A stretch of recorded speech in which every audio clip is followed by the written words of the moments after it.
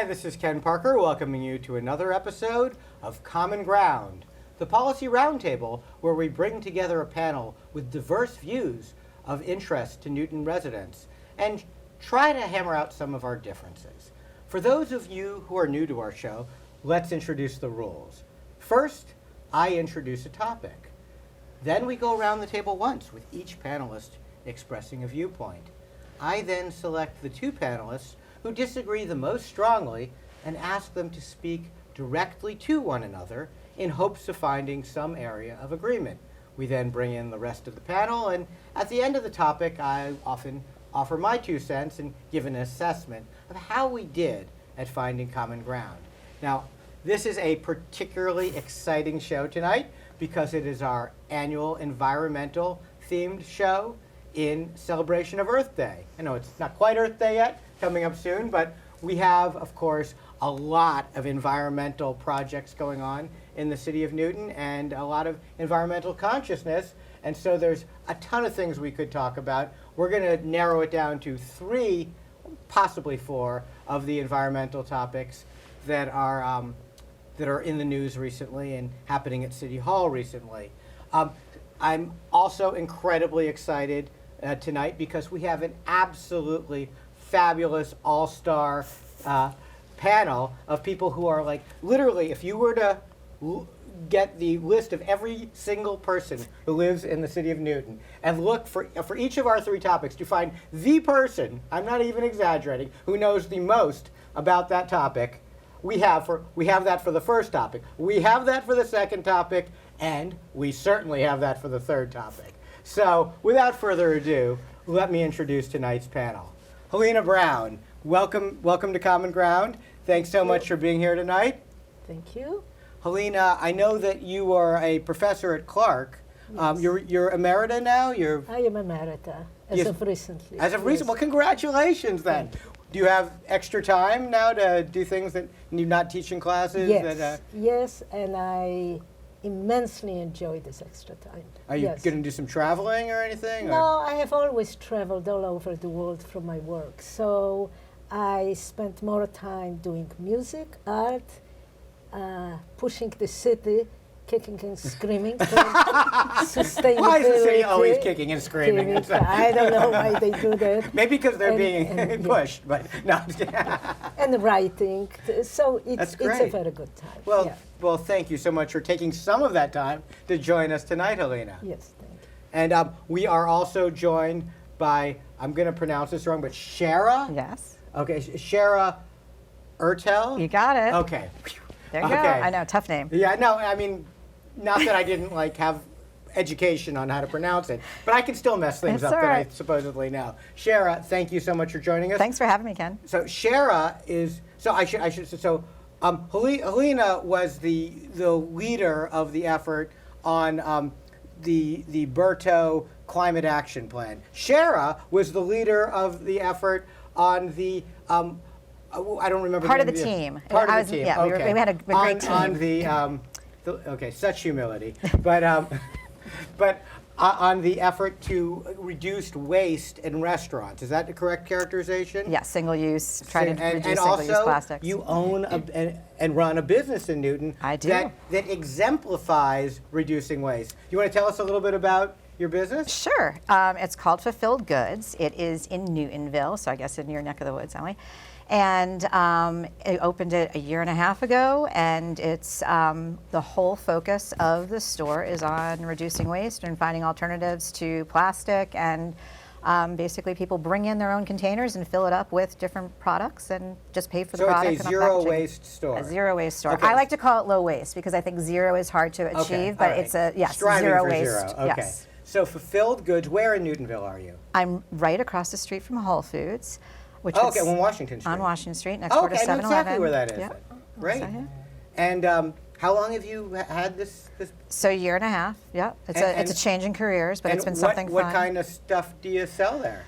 So we have zero waste stores. There's a bunch in Massachusetts, and like a lot of the other ones, I have personal care items like shampoo and conditioner and cleaning products, and one thing that I have that other stores in I was the first in Massachusetts to have food.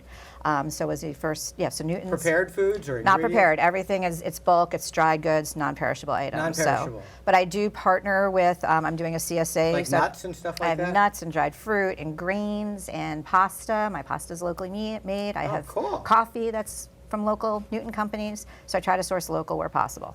That is fabulous. Sorry, you were saying something else, or? What else was I saying? First store, the first zero waste store in Newton, and the first one that has food in the state of Massachusetts. Well, congratulations, and thank you so much for Thanks. providing that service.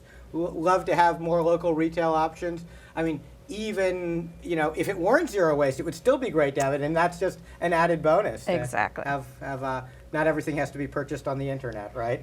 Right, and it really helps. I mean, so many people, but we can talk more about plastic, but so many people are trying to find ways to get products that aren't in plastic, and so I'm helping to All do this that. bulky packaging. It seems like Exactly. sometimes you take things out of the box, and then there's another box inside, and then there's a plastic tray inside the second box. Right. It's crazy amount of excessive packaging we deal with all the time. For sure. Anyway, well, thank you again for first time on the show. Welcome. Yes, thanks. And our next panelist is not a newbie. No. Emily, pretty soon you're going to be on the mug. I've been requesting that, as you know. Yeah, well, it's when we. I mean, Steve Linsky's on here, and he retired, and now I've retired. Yeah, I mean, no, it's he was really your predecessor. time. Yes. No, absolutely. We have some good pictures with you, and so we have Yes, to. yes. That will be a decision-making criterion. Well, my Is birthday's Emily- coming up in May, so I'm just. Okay, I mean, I'm all not right, saying all right. you should do that. I'm saying not saying you shouldn't well, do that. I certainly hear where you're coming from, and it's. If I were a little bit more organized, I'd probably get it done that quickly. But it eventually will happen. And it's amazing that you said talk about the mug. We made this mug maybe a few years after we started doing the show in 2004. Wow. 20 We've been years. doing the show now it was spring. I don't know if it's exactly 20 20 years, years. but it'll be like, Yeah. if it's not 20 years this month, it'll be 20 years next month. We have to look it up. So Time to refresh the mug. yeah, well, Happy anniversary. all right, thank you. Emily Norton, as I think our frequent viewers certainly know, it was, I think it's fair to say, for a decade, the leading environmental advocate on the Newton Board of Aldermen / City Council, also responsible for the renaming of the Board of Old Men to be the City Council, Aldermen. Yeah, right? that's right. Elder men. and it's got certainly more diversity, more young people, more women than it ever had before. Also, of course, your day job is very much a reason why you're an expert on environmental issues.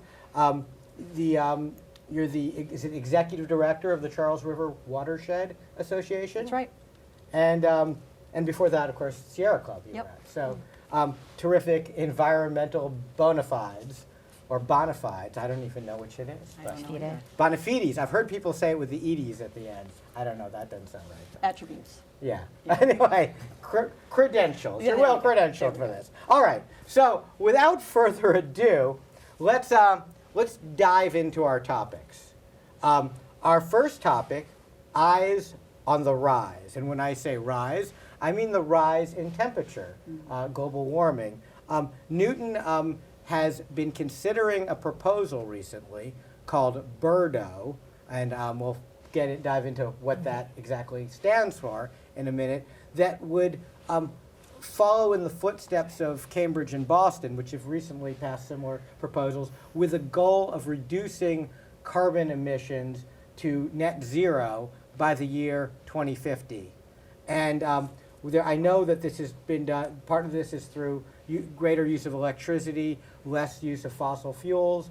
I'm interested to learn more about what's been going on with it, particularly because I've heard tell that it might have hit a little bit of a maybe small bump in the road recently. Hopefully not too big a bump in the road. No. I know, Emily, that when you were on the city council, this is something you worked on. I thought this was going to get done while you were there, but I know that we have the chief advocate for it here, Halina Brown. So Halina, what does BIRDO stand for, first of all?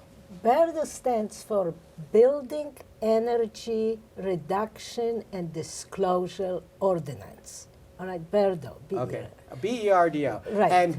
And now I know that something like this passed in both Cambridge and Boston. When did Yes. they pass these? Well, they started out more than 10 years ago with just the disclosure part. They required buildings larger than 20,000 square feet. Actually, maybe it started with somewhat larger threshold to report their energy use and greenhouse gas emissions annually. And the idea at the time was that if building owners have to do the reporting, they will start thinking about reductions. That makes sense. No, but it It didn't work? No. No. And I could have told them that it wasn't going to work because people really need a reason to reduce other than just They weren't embarrassed thinking by how about- much energy they No. You see, when you Peer pressure didn't work. there was no They weren't peer teenagers. pressure. That's the problem. If they were teenagers, then the peer pressure would have worked, That's right? The expectation was that there would be pressure on them from the public, from environmentalists, and so on. But it was such an esoteric thing, nobody paid attention to. So how many years did this go on before someone Over said, we need to 10 put some years. teeth I into don't it? exactly remember, maybe 12 years for Boston, Oh, this something is a like long that. time ago. A long time ago. And about 3 years ago, in the fall, 2.5 years ago, Boston decided, and then Cambridge as well, to add one more very important component to it. Not just report, but you have to meet certain targets of emissions. Okay, and when we say emissions, are we talking about the boiler in the building? Greenhouse gas emissions. Okay, so but I mean, obviously, I'm sure our audience and most people Yeah. know that a car you're burning gasoline if it's not an Yes, electric yeah. car, obviously, and so it's very clear. There's a tailpipe. We know where the Yes, emissions come from, right. and obviously with a factory, it's got a smokestack. There's emissions coming out. Buildings, where do the emissions come out of a building? How do you They measure also that? have some outlet on the roof. Yeah. What kind of you emissions just- are we talking about? We're talking about, well, if it's combustion of fossil fuels, you get carbon dioxide. Are you talking about the boiler, the heating system? Yes. So they get greenhouse gas emissions, Mm-hmm. they get nitrogen, they get carbon monoxide, they get very small amounts of that because that's So been we're just talking about regulated. burning fossil fuels. Burning We're not fossil talking about, fuels. because I know when people talk about building, they talk about the encapsulated carbon and the amount of carbon that it takes to build. You're not talking about any No, of that. just You're emissions just talking about, from using direct energy Okay. to heat and to cool. Okay. And some And so other- for that to calculation- power the computers and so on. so for that calculation, are they saying electricity is being generated by burning fossil fuels somewhere, so they figure it in? Yes. So it's gas, oil, electricity. Is that pretty much what they're measuring? Pretty much. So yeah, there is what's the propane? Propane is also part okay. of it. Yeah. So they've got that limit. What kind of limits are there? Are they big reductions? the big reductions. And these reductions go stepwise down over the years. So now it's 1924. Newton, as well as Massachusetts, made a commitment to reach zero of such emissions in 2050. Wait, I'm sorry, who made a commitment? Newton, the city of Newton, did. in its climate action plan. But that's yes, not a binding document. That doesn't, right? That's a morally, goal. it's morally binding. Morally binding, okay. Okay. But it doesn't, what I'm saying is the buildings in Newton don't have to reduce based on that like they would under the ordinance, the Bordeaux ordinance. Exactly. Yes. Okay, so- we have to prescribe how to behave. Has the Boston thing gone into effect yet? Have they actually reduced their amounts? No, they just put it in effect because they adopted the ordinance some time ago. I don't remember, a year and a half ago, something like that. And then they develop regulations. You know, ordinance is a little bit like a menu. And then there are the regulations that are the actual recipes. Okay. All right? So there is always this detail. So they finished that, and now it's active. Okay? The So, implementation has begun. So are there actual physical buildings within the city lines of Boston that have made changes already, or are they going to have to make changes? They soon? are going to have to make changes, but if they're not thinking already about it, they will fall behind. Do you know what their first deadline is for the first one of these downward steps? It's about, you see, they divided into 5-year intervals. I don't know, there was some delay. Maybe 3 years from now, something of that then, sort. the first, Yeah. the first shoe drop. So to speak. Yeah, 2 years from now. 2 years I think from is- now. Yeah. Okay, and so you and others thought that this was a good idea that Boston and Cambridge had done this and proposed it for Newton. Yes, this. Now, you're a member of the a city energy- commission or something? Yes, yes. Which one is that? I've been a member of Newton Citizens Commission on Energy, which was established during the energy crisis during the President Carter's 1978 days. or something, right? 79 it was 79? established, yeah. And it's I charter. remember when he wore the sweater. I was. Yeah, right. Remember that? The Yes. speech? The Malay speech? That killed his presidency, Yeah. but that's another story. So anyway, the charter, the mission of the Energy for Short Energy Commission actually hasn't changed. It's just as good today as it was then. You know, to conserve energy and to shift toward renewable energy. Okay. Just it was 79. Well, how come we haven't done it yet? This thing's been around for 45 years or something. What's been going on all this time? Well, what's been going on is, number one, energy has been very cheap. Number one. Number two, we were ignoring slowly creeping in climate change. It's been in 79, National Academies of Sciences issued a report and said, this is not going to end well, and we're going to heat up the planet. But right, Yeah, we so- know so- the so- rest is history. Okay, so this ordinance in Newton would say to every residential, commercial, industrial, every property owner in the city, you need to reduce your carbon emissions? No. It applies only to buildings that are 20,000 square feet and larger. Okay, so All right. you have to have a pretty big house for that to apply to your Yeah, house. yeah. There's probably only a couple houses in Newton. I think I heard that there is one or two houses. like Seriously? that. Yes. 20,000 square Yeah, feet. and I larger. don't bleed for the hardships. these Yeah, what houses is that, have like been- Tom Brady or something, right? at the end I of don't it? know. I think he might who be did. in Brooklyn. Actually, or- somebody once told me the name of the person, and I didn't recognize that name. It Anyway, wasn't Brady. Those are pretty big houses. Yes, yeah. So it's mostly businesses. That might be a grocery store. It might be. Does it apply to city Health buildings like facili- City Hall? City buildings, health facilities, universities. So like Newton Wellesley Hospital. Would Yes, fall into yes, this. and they probably won't be very happy about that, right? Okay. Yeah, because they have large properties. So we call all of them commercial, but what Okay. we mean commercial, institutional, Right. health facilities. Non-residential, essentially. Non-residential. yeah. Okay. So all right. So. No. No? Because the large residential condos and rentals are also Okay, part so of buildings. the So, okay, apartment buildings. buildings, condo buildings, Yeah. any building over 20,000 square feet. So Correct. not single-family houses, except for maybe one or two that are Yes, that big. correct. Got it. Okay, so my question is, great idea. Boston and Cambridge beat us to the punch. Why has this not passed yet? What's going on? Well, Emily, why didn't you get it passed? No, I'll come to that in a minute. it was actually did lobby. it was actually pretty complicated. I have to say that for Newton, this is a very new territory, because we're really getting into a business of controlling air pollution. If you really think about it, sure. that's not something that municipalities were doing traditionally. That was on the state level and The federal level, EPA, of Correct, course, right. right. So it required a lot of contemplation and considering pros and cons and so on. So there was this working group. 3 people from the Sustainability Office, 3 people from the Energy Commission, of which I've been the chair of the Energy Commission, and 1 representative of Green Newton, A nonprofit. non-profit advocacy group. grassroots advocacy It organization. started by Louise Bruin in 1990, which was originally, by the way, historical note here, called the Green Decade Coalition, because they had this plan that within 10 years they Right. were going to Gonna fix solve it. climate change. Yeah. right. Somehow that didn't work Right. out. So they changed the name to It's Green now Newton. 24 years after Yeah. the Green Decade is Yeah. over. Some point they figured out they needed Yes, to. right. Anyway, So what the building owners have to do is annually report their energy use, their emission of greenhouse gases. It's a very simple conversion from the use of energy to emissions, and meet the targets. And these targets, this year they are okay. here. So then I they guess go just to down. cut to the chase Yes. here, I know this ordinance was proposed like a couple years ago, right? Well, it wasn't proposed. It was discussed? A resolution was adopted in April 22.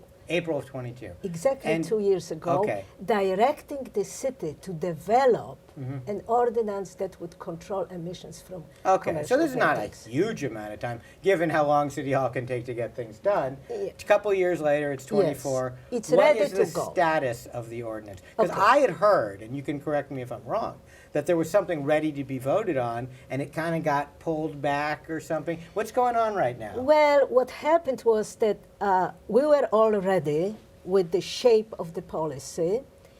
And in the last minute, sometime at the end of, I think last February, maybe early March, You say something last like week, you mean that. this February? Yes, just a couple yeah, months, yeah, just like 2 weeks months ago, 2 months ago, Mayor Fuller proposed a change. You're not talking February 28th by any chance. no, I know, there was yeah. a meeting.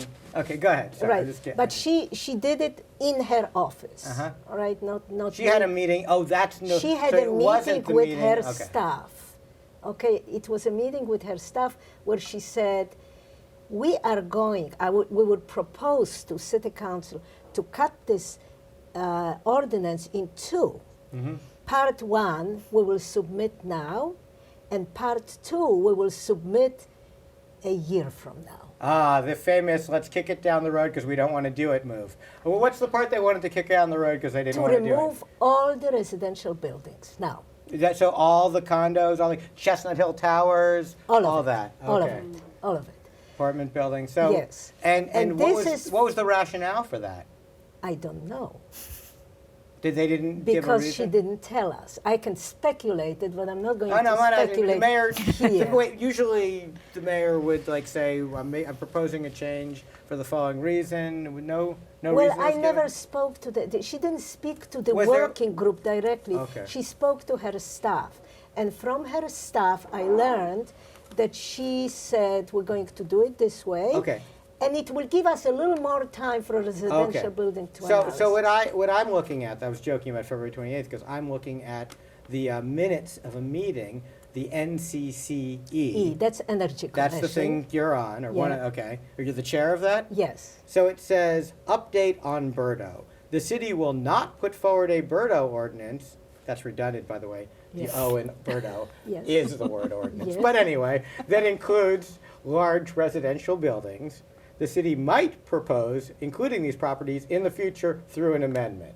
So it says, first of all, it says the city. That always bothered me when I was on the Board of Aldermen, now the City Council, because it's like Yeah. the city. No, you mean the mayor. The You mean the mayor. executive branch isn't for it. Doesn't That's mean right. it's a law the council can pass. So, Yeah. are people deferring to the mayor, or is there what's happening with this? Well, the Energy Commission took a position that we will propose to the City Council to present to them the full ordinance. So the way mayor it was wants to done chop it in before. half, but you said, you put the No. cutting board right Yeah. there. No chopping and that we in half. see no gain and only losses Mm-hmm. in doing so. There is really, I really do not see any gains in doing it. Okay. Well, I think this is a good introduction to the topic. I want to now, you've expressed your view that holding off on the residential component doesn't make sense. Emily, you were involved in this. What do you think about Yeah, that? I was on the city council when we first talked about it in April 2022, when we were told that there would be an ordinance in a year, and we were very disappointed at that delay. So to hear that there's more delay in chopping it up is really disappointing. I don't know what the reasons were, but if you're not given the reasons, then you can't even engage with the mayor or the staff and other councilors and our residents, because you really do need to explain to people anytime you're trying to do something different, even if it's related to climate change, which most people, I would say, in Newton do want us to deal with. They want to know how they're going to be personally affected. And I used to say this when I was on the city council, I still think that it's true. It is important for, like, Newton alone is not going to solve climate change, obviously, but we're a leader community that other communities emulate, and that we have many examples of that historically, not just on environmental issues, but a lot of issues. And then within, so that's within Massachusetts, Newton is a leader. Within the country, Massachusetts is a leader. So we really punch above our weight class in terms of the actions that we take, and that is another reason that we do need to move more quickly. And also, as there are 351 cities and towns in Massachusetts, it's not the case that any of them will think, oh, Boston did something, so I can do it. Medfield doesn't think that if Boston did something, Medfield can do it. And maybe they would say the same thing about Newton, but at least it's a smaller community. So anyway, for all these reasons, I do think we should be bold, moving as quickly as possible. What And whatever about- the issues are that people have an issue with, like, well, let's get it out there, be transparent. Do you have any thoughts on whether sometimes incremental approaches are a good thing? Do you think here exempting the large residential buildings makes sense, or what do you think about Unless I know more, I don't see why. I mean, we've been talking about this now for maybe it seems like a short amount of time. To me, it seems like a long amount of time. We, every year, every month, we're seeing it's hotter and hotter, and we don't need to be reminded of the need to act. So I don't, Yeah. And we already diluted this ordinance relative to Boston. Really? A In lot. what way? Yes. Boston decreases its targets, these required targets, at, say, this angle, and we're doing it at this angle. So we're giving Do you have them- any numbers on when these tiers? Yeah, get- I have this. I These are thought the you might. steps. Yeah, let me see if we can line Yeah. this up with Yeah. camera 2. Yeah. There it is. You So can the explain what I'm low, holding so up the here. low Hello. orange, can you see? Okay. The people at home can see. That's right. Yeah, okay. So the orange line on the bottom is Boston. And you see how steeply they go down every 5 years? Newton is at the very top, the blue one. So most buildings don't have to do anything at all until about 2032, 35. So what are they so worried about residential buildings now if they don't have to do And anything till not only 2030? not only that, you don't see it on this graph, but we gave us the smaller the residential buildings were given extra time beyond this. Oh, really? All right. So- So they don't have to do anything until 2030. All right? Yeah, nothing. No implementation until 2030. So the result will be that in 19... Wait a second. At that point, we're going to need to, these buildings will have to have boat docks in front of them. A lot of these stuff. Right, and once they start making these reductions, they will have to go that steeply because nothing happens until then, and it's going to cost them more. Then being more proactive. Exactly. So that's why. And a building is a building. There is no difference between a building that hosts offices versus a building that has condos in it. It's the same work. They've got the same kind of boiler, offer, the same the kind of- same. Yeah, All right, everything is the same. I would like to bring Shara into it. If you have any thoughts on this, I know this isn't something you've... It's not really in my wheelhouse, so I'm going to defer to those who have been Okay, living all it right. a little bit longer than I have. So, fair enough. But you're our business owner in the city. Well, let me I ask don't know you. I don't know You my own the building. Yeah, I just But lease I'm the just building. curious. Do you know if your building's more than 20,000 square feet? I don't think it is, but I don't know. Do you know how it's heated? I'm just curious. I don't. Is it included in your rent? Like the Yeah. utilities are kind of Yeah, it's all included? it's all rolled in. So So you don't have to do anything. I don't have to. But do on the anything. other hand, then does your landlord have the incentive to invest in energy efficiency or anything to improve your bills? because I'm Because you're I'm paying paying. for it. Yeah, right. no, the incentives are a little messed up. It's like if you own your own home, you have an incentive to do heat pumps and Correct. solar panels if it's going to save you on your electric bill, right? But if you are renting, if you're owning a building and you're renting it out to other people, you might not have those incentives. Right. Yeah. You're just passing along the cost. That's I've the got a small problem. space within it, That's a but, yeah. big problem, right? These split incentives between the owners and the occupants. This is really a fascinating, and Halina, I hope you'll come back to talk about this more when the ordinance hopefully passes, and we're talking about educating people, but Yes. we're also, if we get to a time when the city council is going to vote on this, and maybe there's competing versions, we'd Yeah. love to have you back on, and by then maybe we'll get somebody from the city council who's on the other side of it and wants to split it, so we can really use our format more yes. and have that sort of Hegelian dialectic, as it were, Yes. of I'll be anyway. glad to, yeah. Okay, thank you. That'll be really interesting.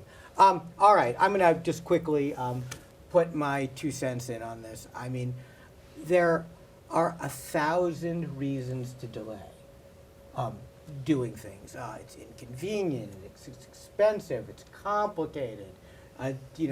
There's constituencies that are opposed to it. There are 1,000 reasons to delay, and there's one really good reason not to delay, which is that nature doesn't care. Right. Sea levels will rise, trillions of dollars of damage will be done if we don't act. And it's not like, it's not like Mother Nature will go, oh, you know what, they're working on it, so let's give them some more time. It's not the way it works. Once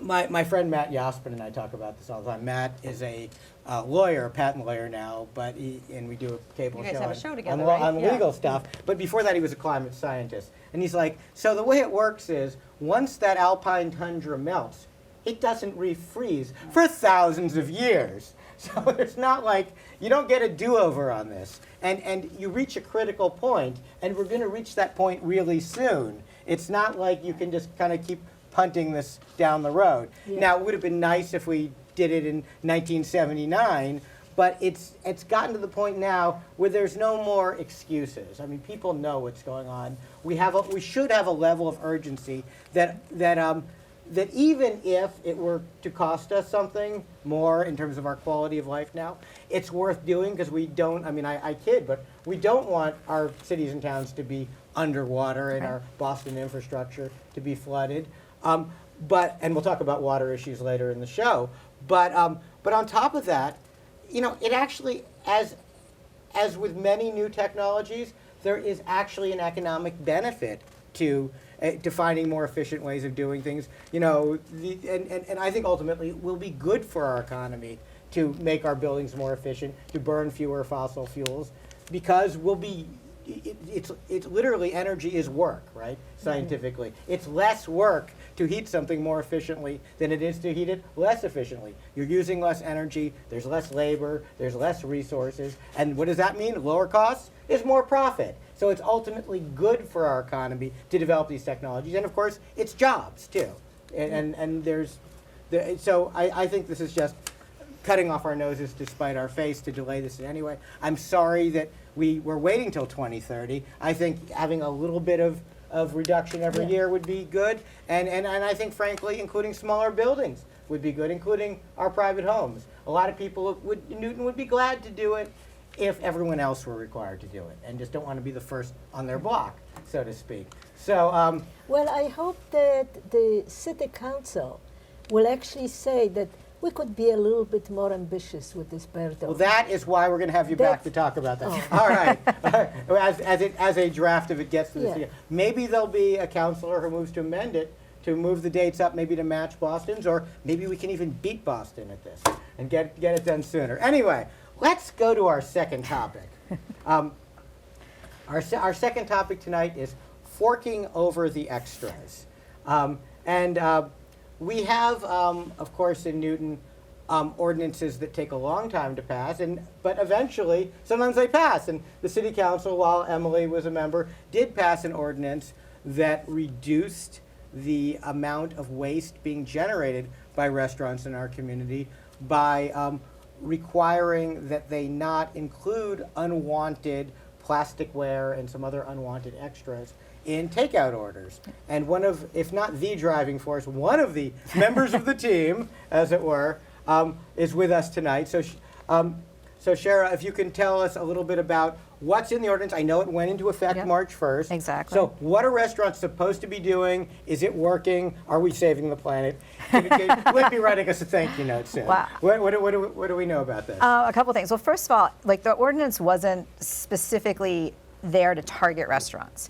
I think what we're really trying to do, and first of all, it's, Earth Day is coming up, and we're in Earth Month right now, and I think it makes sense that... I heard it's Earth Year, too. It's Earth, okay, there you go, maybe. I just made that part up, But sorry. the theme for Earth Day this year is Planet Over Plastics, Mm-hmm. and one of the key goals is to reduce single-use plastics. I think there's a goal to reduce single-use plastics or eliminate them by 2030, Yeah, which is very ambitious. There are these studies that show how much plastic is in the water we drink. It's- There's plastic everywhere. It's in the flesh of animals. It's in people's It's in- bodies. it's in our- microplastics. Yep. It's really creepy if you. It is very creepy, and it can be really scary. And I guess the thing is about single-use plastics is that's an area to get we want to try to really So, target, because you can't get rid of what does this everything. ordinance require? You said it's Okay. not just about restaurants. Well, Tell us about the what's in intent the wasn't ordinance. to target restaurants, but it What is- happens that there's lots of single-use plastics that are involved in eating. So the ordinance, there's several components to Mm-hmm. it. So the one that you alluded to is what we call Skip the Stuff. Skip the Stuff. Yeah, there's like a national movement called Skip the Stuff. So, and that is for example, when we got when you get takeout. when we got for the studio and the crew here, we got pizza from Yes. the Lincoln 57 place in Newton House. Excellent pizza. Yep. They did not give us a bag with forks and knives that we don't need, which is the kind of thing they might have previously given us. Right? Correct. Yeah. So in the past, by default, you would end up getting forks and knives and what we call accessories, things like condiments, like ketchup and stuff. But especially since many times you're just taking it back to your house or your place Right. of business and you have all those things, there's no need for it. So the single use. And a lot of them, their ketchup's just not nearly as good as That's mine. Anyway. exactly I don't right. use their Everyone likes their own inferior thing. So you can still get these utensils, and Right. you can still You get just the have to ask condiments. You now. get the special sauce that leaves, or whatever it is that that floats your boat. You just have to ask for it, and you can be asked by the restaurant too. They can say, "Do you want it?" and whatever. It's just not automatically put in. And I think a key thing is it's not just those are single use. They end up being zero use because they Right. just go straight into the trash. Right. I mean, if you're taking something home and you've got real forks, like who's going to use a crappy plastic fork to eat their salad Exactly. if they have got a nice metal fork at home, right?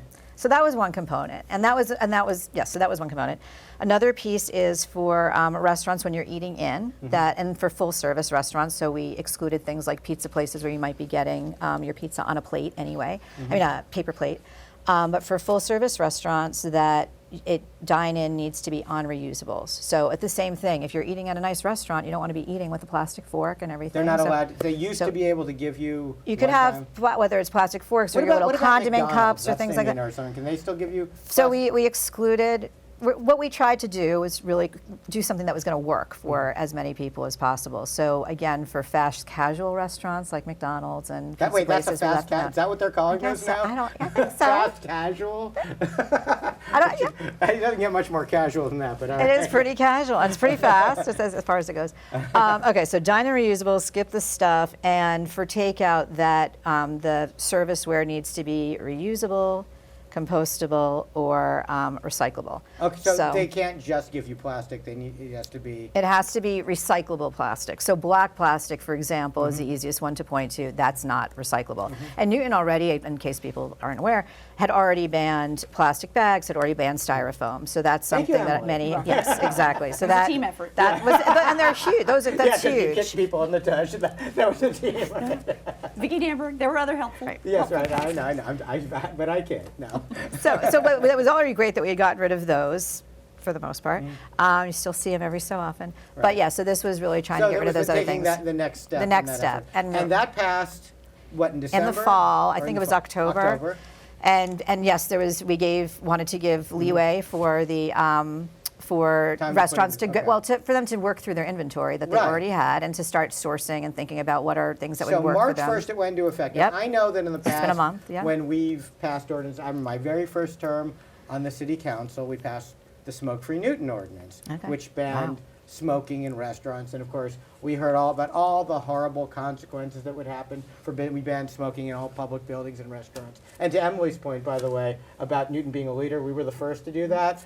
Other places then did it, in other cities and towns. Then the state did it. Then other states copied us. And so it really does matter what we do in Newton. We did the same thing with recycling. We had the first recycling program that recycled certain types of plastic. For the first colored glass program in Newton. Other places copy us. Also, the aggregation, Newton Power Choice. Yes, has- another. We are almost 100% green now. So here's the question though. Okay. Every time we do any one of these things, in my memory, we hear what a horrible burden it's going to be on businesses. I mean, it happened with the light pollution ordinance.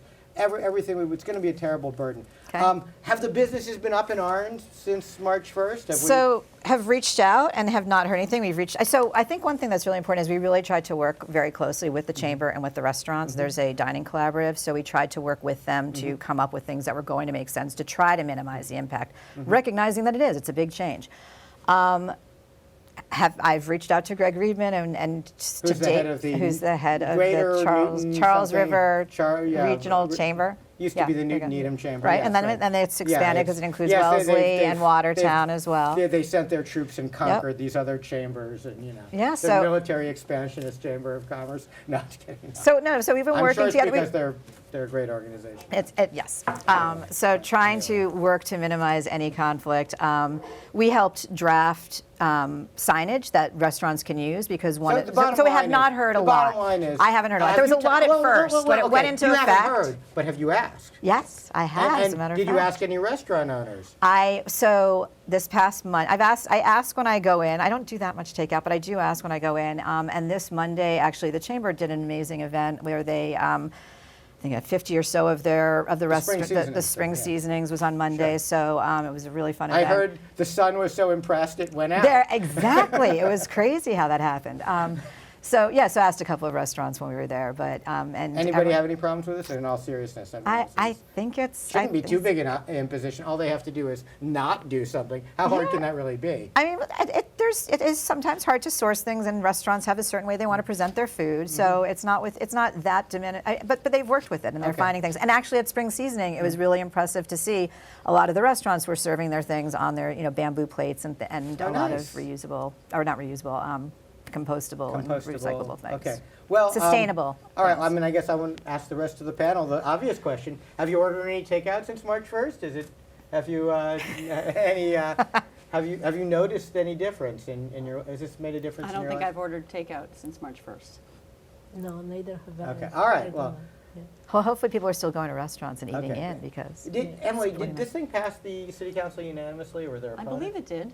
Yeah, so Yeah, this, it was this is one of our. Vicky Led and Allison Leary was pretty active, right? yes, Yeah. yeah. So Vicky this is- Councilor, Give credit. Councilor Danberg was the sponsor of the ordinance. Yep, and then there So was a this is- small working group, plastic This is protection literally group. like one of the least controversial things the city council's done, right? So It shouldn't- felt controversial I at the think time, but it was probably the first because thing you I work was so well involved with in. the restaurants, and I was involved Yeah. working with Allison on banning plastic bags.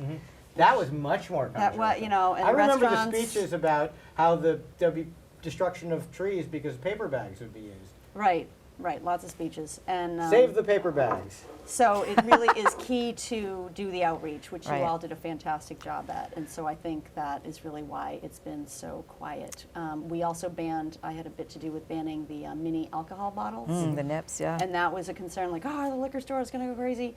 And Marty's was in favor of it. I think there were a couple that weren't happy about it, but there was so much outreach done, again, that it really helped. So we have seen these changes with reducing plastic Yeah. pollution, and it really is about engaging with people and just taking the time. Even though it does add a lot of time So- to it, it's really worth it. So one thing that I have noticed, though, that sometimes when you try to get to unanimity, you have to gut things or at least give up important provisions. Yes. And I'm wondering why we didn't include, for example, plastic bottles in this. Was that part of the compromising process? There were a couple of things that we had to let go. One of the things we also had was that you had to offer a reusable option for takeout as well, which actually, so Lincoln 57, they're one of the restaurants in Newton that's participating in Recirclables program, which has reusable takeout containers. That we struck because that was kind of contentious.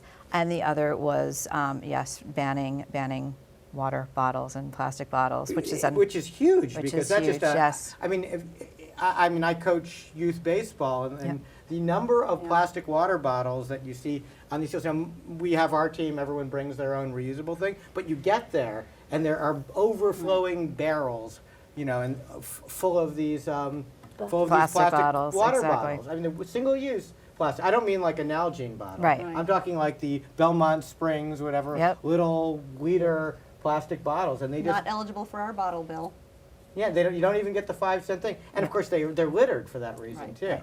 Right. And even if they were recycled, they are still not, even if they were recycled, they're not recycled. They are downcycled. You can never turn a plastic bottle back into another plastic Right. bottle. So unlike aluminum cans, which And it like takes a become lot a new of aluminum energy can, to do it takes and a lot make of them- energy. And I think we probably have someone who could speak to the quality of the tap water that we have in Newton, which is a lot cheaper than getting And the if water there's there. a lot of plastics in our water and in our bodies, you don't Correct. necessarily want to be drinking from single-use plastics anyway.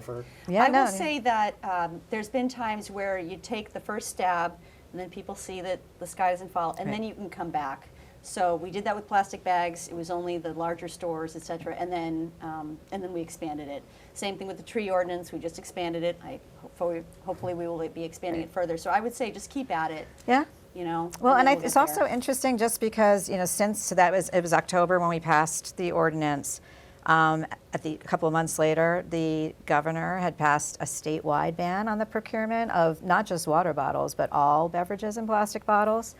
And you're seeing now a lot of communities. I mean, there's already 24 communities in Massachusetts that have banned water bottles, and more are coming. Needham is in the process of putting that forward, and Lexington. Where's Newton's leadership on this? Exactly. It So was we really proposed should. to the mayor that Newton do that as well.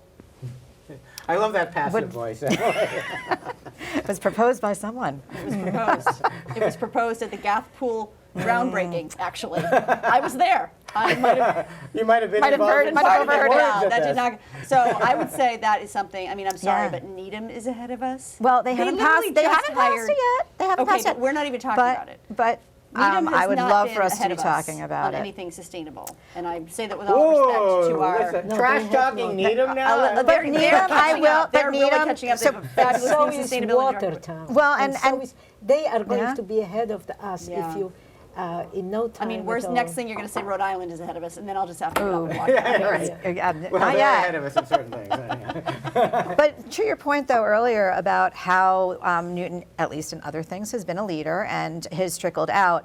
Once we pass this ordinance, so Needham is now doing a similar ordinance with the other plastic stuff plus water bottles, and Lexington is as well. Right. So I think that really And does eventually, if help. enough, and a critical mass of cities and towns will do it, Right. and then the state will do it. That's what Exactly. happens with a lot of these ordinances. That's what Yeah, happened it's with a little smoking. late. We've got close to 200 cities and towns that have banned plastic bags, and Right. the state still Still has not hasn't. acted, which is embarrassing. Wow.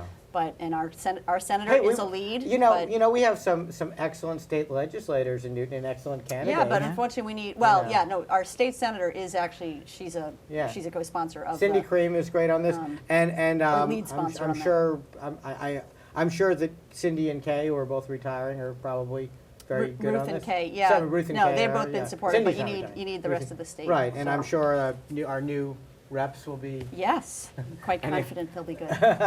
Anyway, all right. Well, yeah, it does seem to me that I mean, common ground is great. It's the name of the name of the game here. But sometimes it's possible to compromise too much, and I think there are times when there is an incremental approach, as Emily says. I would say though that it's time. It'll be time for the next increment soon. The other thing, by the way, that worries me about the incremental approach is that when you have that next bite at the apple, sometimes people want to take a step backwards. And we saw that with the tree ordinance. Right. We saw some of the things that were protecting trees were taken away in that process. We got some improvement. We Yeah, got- no, like- it's an improvement. It's it's definitely an overall, improvement. But it did look like an opening but to just Emily, like, you might not even know there were a lot of attempts to take away a lot of it, as you will recall. But since you left the city council, you know what they've just tried to do? What? Last night at Programs and Services, there's a proposal to roll back a lot of what was just passed in the tree ordinance. So I know that there had been things docketed right away because they were even talked about. Yeah, well, so they're- I'm hoping that they don't go anywhere. Well, this is like a whole nother one Oh, that some of the really? developers have come forward. So that was, and part of the reason why we didn't talk about the trees Trees tonight. don't get a vote. But speaks people, for the but people trees? who hug them do, right? Lorax speaks for the That's trees. right. We need to Good old reread our Dr. Lorax. Seuss, right? That's right. But no, but seriously, I mean, we have to be constantly vigilant. Yeah. And when you make progress on something, it's always vulnerable to financial interest. Which is why we don't want Berdo to be reopened a year from now to put the missing All right. piece Get it back done into now. it. That makes a lot of Do sense. it one time and do it well. The whole That piece. makes a lot of sense. Yeah. Speaking of doing it one time and doing it well, we had, when I was a kid, I used to go to the New England Aquarium a lot, and there were two tanks. There were a lot of tanks, but there were two tanks next to each other. One was, here's what the Charles River looked like 100 years ago. And it was this beautiful, clear water, pristine, a lot of fish and other, aquatic plants and whatever else. And here's what it looks like today. and there were rusty cans, and it was reddish water. It was like horrible looking. And I'll never forget walking in one time and seeing a third tank next to those two. This is what it was. Then it was like 20 years ago, 1975, and here's what it is now, and it's back, not quite as good as it was in that first one, but it was a lot Huge better. improvement. We have had, since the Clean Water Act in the 70s, consciousness in this country that if we pollute our rivers and streams and groundwater, it's not going to be good for our health or the health of our planet, and there'll be consequences. It seems like this is another instance where we're constantly fighting ourselves.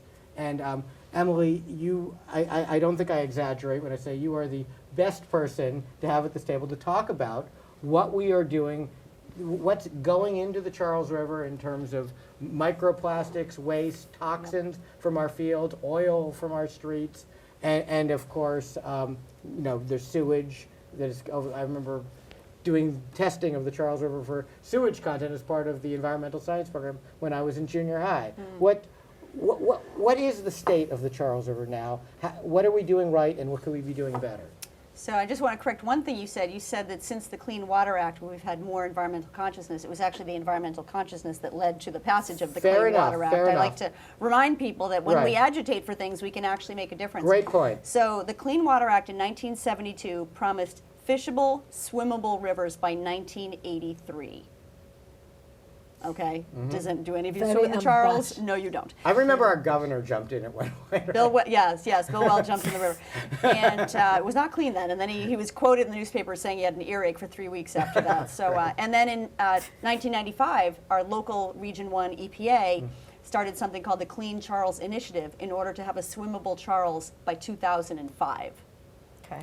Here we are, 2024, and in terms of how clean the river is, in my day job at Charles River Watershed Association, we have volunteers that go out once a month, 6 o'clock in the morning, rain, shine, snow, whatever, take samples, which we send to the MWRA for testing. And so from last year, what our data shows is that the area of the river, the lower basin, if you will, from Watertown to Boston got about a B minus, B plus. And that translates into swimmable, safe for swimming 50 to 75% of the time. So it's not never. But how do you know whether it's part of the percentage time it that you is, can yeah. swim in it? That's what I'm saying. Since it's so, it's not enough. If it was 90 to 95% of the time, we could probably open up Magazine Beach again. But 50 to 75%. That's in Auburndale? Is that That's the- in Cambridge. Oh, okay. Or we okay. could open there up. was the Auburndale Cove used to Yes, have that. Auburn- I mean, there's old exactly. pictures of kids jumping in the water. Exactly. So we have not, and I hope that the rest of the residents of Greater Boston have not given up on the goal of a swimmable Charles, but the challenges remain. There's still raw sewage that goes, which is unbelievable to a lot of people, but you still have sewage going in. It's Well, from, one thing that used to be a problem, tell me if this is still an issue, is the under drain. So there'd be leaks in the Yeah. sewage pipes because the idea is that water pipes are supposed to have positive pressure so that if there's a leak, clean water will shoot out, and sewage pipes are supposed to have negative pressure so that if there's a leak, water will seep in, sewage won't come out. But that system is not foolproof, and that there a lot of a significant amount of sewage has leaked. I remember one year it was like welling up out of a playing field in Newton. But the city's made a lot of progress on fixing our pipes, and there's more progress to go. That's less of an issue. The issue is really with the sewage is that in Cambridge and Boston, you still have it's called combined sewer overflows, and that's where you have stormwater and sewer going into the same pipe. And as you have, so when it's dry, Yeah, it's fine. It all goes to Deer Island. It's when you have massive rainstorms, you overwhelm the capacity of the combined system, and if you did not just let it release So into in the Newton- river, in Newton we it would fixed our back pipes. up I mean, I into, think- you'd back up into people's homes and businesses. That's obviously unacceptable. So- So every time there's a big storm, when someone flushes in Cambridge or Boston, it's going into the river. so yeah, no, I mean, I just want to be I clear. know. In 2024, it's insane.